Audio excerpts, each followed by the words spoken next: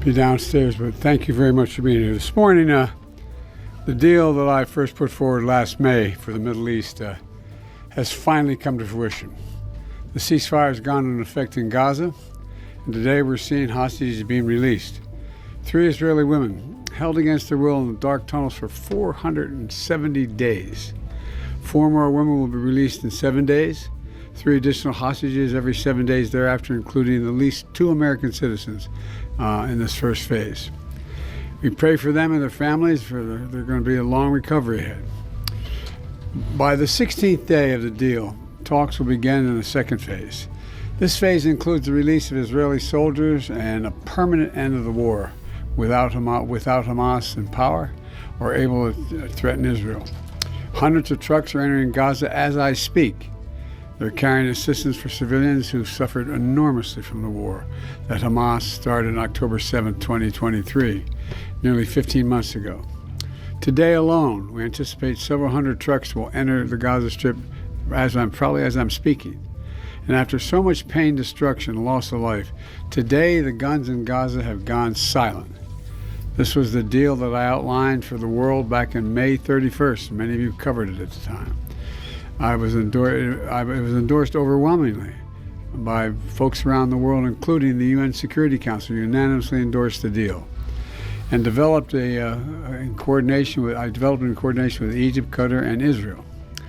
I've worked in foreign policy for decades, and this is one of the toughest negotiations I've been part of. Many of you who followed these negotiations will attest that the road to this deal has been not easy at all, and a long road. But we've reached this point today because of the pressure Israel built on Hamas, backed by the United States. Some said my policy of a firm support for Israel was relentlessly pursuing diplomacy, risked drawing America into a wider war in the region. I listened to those voices, many of whom I respected a great deal, but I concluded abandoning the course I was on would not have led us to the ceasefire we're seeing today. But instead, it would have risked a wider war in the region that so many feared. Now the region has been fundamentally transformed. Hamas's longtime leader, Sinwar, is dead. Hamas sponsors in the Middle East have been badly weakened by Israel, backed by the United States. Hezbollah, one of Hamas's biggest backers, was significantly weakened on the battlefield, and its leadership was destroyed. Even as we worked for diplomatic solutions in Lebanon, we provided ongoing assistance and supported Israel's military campaign against Hezbollah, including its efforts to take out the terror infrastructure along the border between Israel and Lebanon. Israel's campaign was extremely successful, so much so that by the end of November, the United States had brokered a ceasefire in Lebanon. Hezbollah did what it said it would never do. It cut its deal and abandoned Hamas. And today, in Lebanon, there's finally a new president and prime minister, both of whom support a sovereign Lebanon without Hezbollah running the show or playing any part in it. The Assad regime next door in Syria is gone, removing Iran's ready access to Lebanon. Iran is in the weakest position in decades after the U.S. military helped defend Israel from Iranian missiles and supported Israel's military response inside Iran. Just look across the region. In Lebanon, there's an opportunity for a future free from the grip of Hezbollah. In Syria, a future free from the tyranny of Assad. For the Palestinian people, a credible path to a state of their own. And for the region and the future normalization and integration of Israel with all its Arab neighbors, including Saudi Arabia, who I've spoken with. You know, we've had many difficult days since Hamas began this terrible war.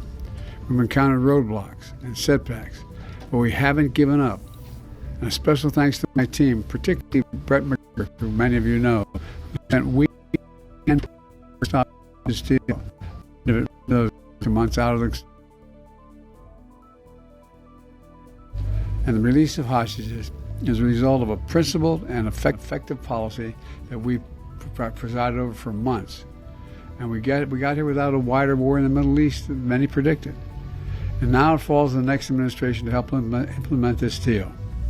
I was pleased to have our team speak as one voice in the final days. It was both necessary and effective and unprecedented. But success is going to require persistence.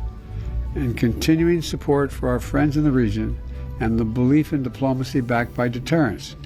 So as we reflect on the news from Gaza today, we also remember all the victims of this war. We're mindful that the pursuit of a lasting peace, while never easy or quick, must always be our calling. So thank you all for listening. May God bless you all. May God protect our troops. I'm looking forward to this deal being fully implemented.